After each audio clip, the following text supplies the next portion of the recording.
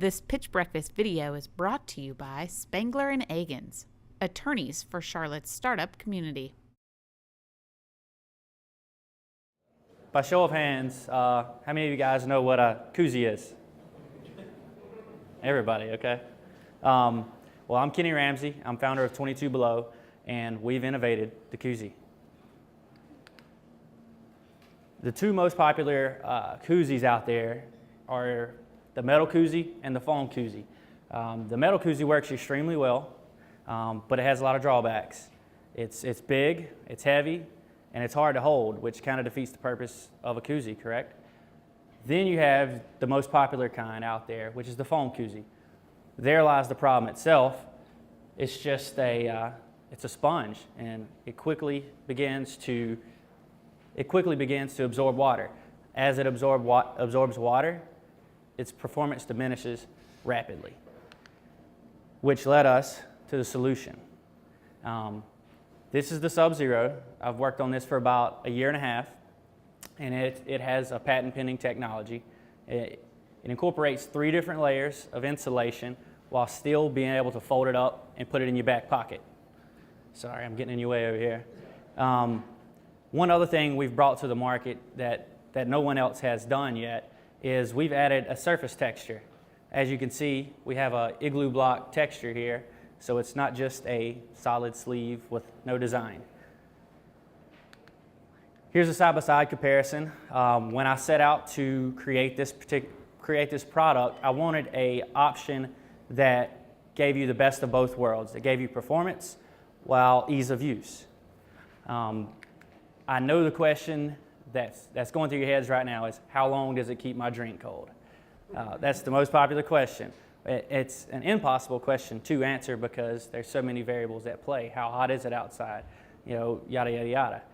So we've actually got some results. We had an independent lab test this over a 15-minute time span along with the most popular options. As you can see, the red line here represents a can without any koozie at all. If you look at the pink line here, it represents the metal koozie, which the performance of that, as I told you earlier, is really good, but it has a lot of drawbacks. The blue line represents the foam koozie. If you remember what I said, as it begins to absorb water, the performance goes down drastically. And if you see the white line, which is the Sub-Zero, over the course of 15 minutes, we're only off of the metal koozie by 4 degrees. With that being said, you know, this is an actual product. It is on the market. One of the biggest problems you run into with consumer goods and products is lead times and quality control. By research, those are the 2 biggest things companies seem to have a problem with. So we decided to create this thing here in the States. This is where it gets kind of interesting. Is not only is this particular product made in the States, it's made on a military base. It's not made by the military, but however, the military actually leased out a production facility to our manufacturer.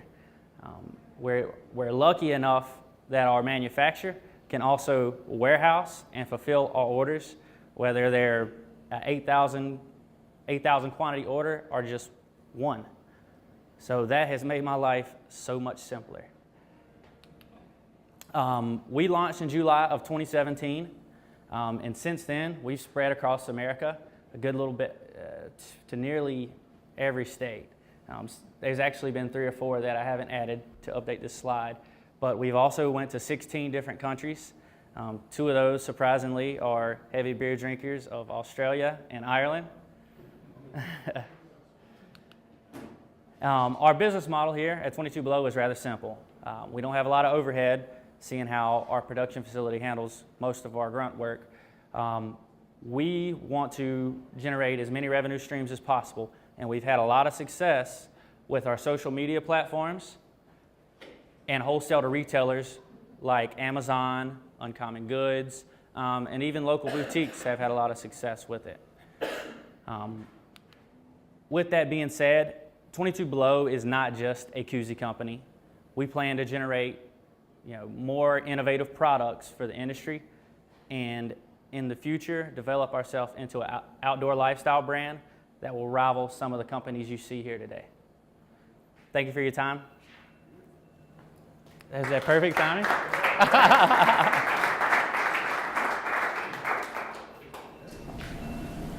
All right, panelists. That's good presentation. First off, who are you? The only thing I know about you and the we that you talk about for your company is your name. Yep. Especially if you're, I don't know how much money you're looking, and well, I've got a follow-on question, but. Okay, all right, so this is a very rushed presentation. I've had about 3 weeks to put it together. No, I totally get it. Okay. You don't need a disclaimer for that. Like, Okay. we're constructive criticism. Okay. Just, you're gonna have to, when you're gonna invest money, the very first question is like, who and why who? And then the market, then the idea. So sort of who is we? Who is we? Who is we? Who We- is Sub-Zero? Like, we who's is- behind you? We Who is just me. Are We you a is just me scientist? currently. Are you a sales guy? Are you a kid? Like, That's are you all of yeah. those things? I've got a lot of experience in a lot of different things. One of the things I did that allowed me to do this was I helped a thermal technology startup about 5 years ago. I was the first employee in, and I was just hammered with tons of thermal knowledge, and I was able to transfer that into something that I enjoy doing. There you go. Start with that. That's yeah. great. Yeah, that's a Totally. good, Yeah. it's the right way to start, because you're going to take on Yeti, you better have some credibility, Mhm. because they're like maybe the greatest lifestyle brand to come along in quite some time. So I totally agree, that's a good place to start.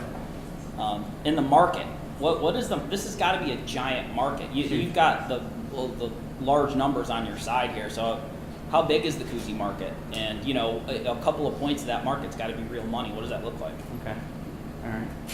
You want to know? Yeah, I want to know. Do you Oh, know? that's a good question. Sorry. It's been hard to get some exact numbers, but as you can see, some of these lifestyle brands who specialize in koozies, the numbers they're doing, and that's not to say the foam type koozies is nearly impossible to track, but it's got to be enormous.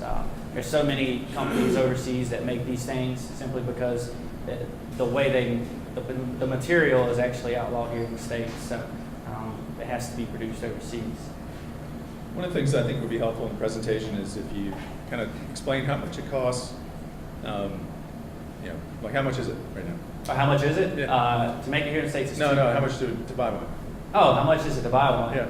They're $14.95, and we've even been able to sell them up to $19.95. Okay, so explaining like what's your price point, and then sort of like you had the states, which I think is interesting. Steve couldn't tell if they were pink Yeah, or white. I was asking if you were white or green. I was like, is he in the white states or the green states? But anyways, regardless of that, I mean, if you're selling them at like $15 to $20, and you're in all these states, like give us some Yeah. idea of like how much, where are sales today? Like, Yeah. show us a trend that's like, whoa, look at this. Absolutely. Yeah. I think would be super helpful. And I think that's super critical, because it sounds like you've already got distribution. I also think Sorry Go to ahead. interrupt you. How much have you sold so far? Over $45,000 right good for Okay. you. That's great. So put that on a slide. Like show there. Okay. a bar chart of going All right.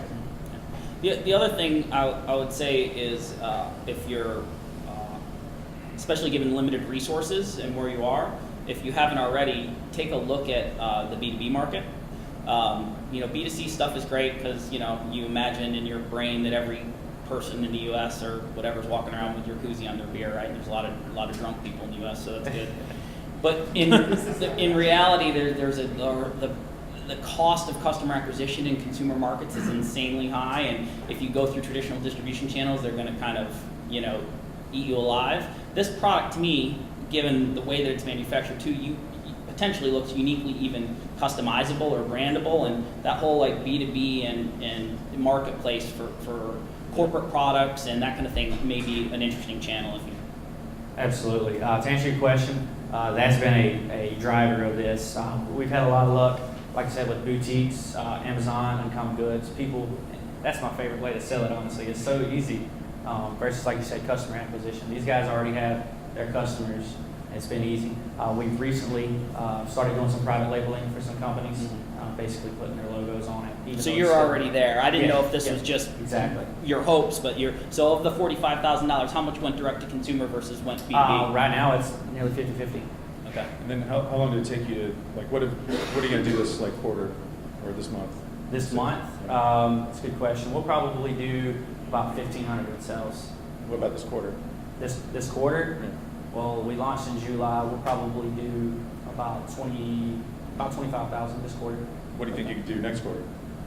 Well, next quarter it should. I want to do like 150,000 because this is where I'm really going to focus on. Right. It's not koozie season. You guys should show that as I mean, what see, you're that's, saying, I guess yeah. this is like a lot of questions in our head, like, oh, this could be interesting. Yeah. Koozie, is it real? You know, is it a real market? And you start asking. Yeah.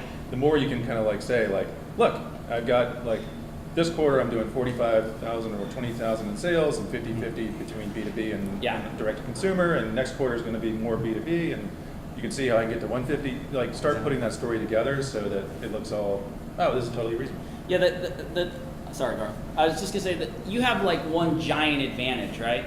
And you need to leverage. You held up this thing and you were like, everybody got one of these? Everyone's like, yeah.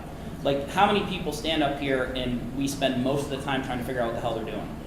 You don't have to do that. You're like, koozie, yep, I can sell those. Look, there's expensive ones, there's shitty ones, I'm right in between, here's my price. I'm already selling stuff. Go just, and oh, by the way, you know, I spent a bunch of time, you know, in a technology company that works on this stuff. So you start with credibility, you go, everybody knows what this is, you go, here's the market, here's what I've sold, and here's what I can do. Like, that should be it. Like, it's so hard to get off the deck, and you've got something in dead simple, and you seem to have found a place in the market to kind of find a niche. I would go right to the market stuff and right to the sales stuff, and you know, immediately. Okay. Yeah, I was confused on whether or not I wanted to tell the story or this thing be really numbers driven. I know that you probably got to have a balance, and that's something I need to find. I'm just trying to get across, I guess, the story more than anything. I wanted to point on this theme of like more data. You said something that would literally get you thrown out of a Silicon Valley. You said the data is hard to find. Yeah. That is patently untrue. Yeah, I actually Googled how big is the koozie market. You 'cause can I wanted go to come up out with a and you numbers galore. You can find analysis of numbers. I mean, Google is a big thing. Yeah, You well, know, I mean, we've been able to get some, but it's like the foam stuff, I've had a difficult time finding those numbers. I mean, I've found the larger companies, no problem. Just the foam stuff. I mean, you can just extrapolate and be like, oh, the average, there's this many families in So the you U.S. just and they make own it this up? many koozies, so Yeah. therefore there's. It's Yeah, data. you really Okay. could. I mean, It's data. Make it up. I mean, you can extrapolate. Sorry, like because when you're pitching, it's like an essay question, really. It's not like a math problem where you're like, and the answer is this. Because nobody really knows. So what we want to look at, you take some base numbers, and those are assumptions. And then you sort of put the model together, with everything going up and to the right, and it's like, yeah, this story makes sense. And then going from there. One other actually critical question that I had was, you made the comment, you were like, well, inventory doesn't matter for us because that's the production company. So I was under the impression that you sort of own the production. Or are you not? Are you outsourcing that to the military base and then they charge you, whatever or do you actually own that and you have all the production and all the stuff? So we don't own the equipment that makes it. We own the tooling. the tooling. Yeah. We own the tooling, and we have somebody who makes a particular product for us, as well as they warehouse it and fulfill our orders with it. Okay, but are you just sort of paying them for the finished product that you then you're in charge of marketing and selling this thing? Are you a or product are company you or a are you marketing paying for the whatever you make this Yeah, thing? we're going to be a marketing company. We're Okay. in the early stages. Right we answer. don't want to make it. Okay, that's good. Anyway, I don't have anything else to add. It was good. Yeah, it's yeah, cool. I It's a think cool you thing. have something pretty cool. I'd like to see that, re-engineer the story a little bit and rely much more heavily on the market I think we get some opportunity. audience questions. Yep. Yeah. So what are you looking for? Are you looking for investors? You got something you're offering, you got a pitch here, you must be looking for something. Yeah, so As far as of today, this thing has been bootstrapped. It's everything's paid for. I really didn't think about bringing on investors about a month ago. So this is something that I've recently put together, and I'm working on getting those numbers and what it's going to take to scale this thing up. So I didn't want to come in here with some crazy numbers and then like, well, that doesn't make any sense. So I just kind of didn't ask at all. One more quick question, that's gonna be Does it. this fit around a long-neck bottle or the type of bottles you get at sporting events or certain events? It fits the majority of cans.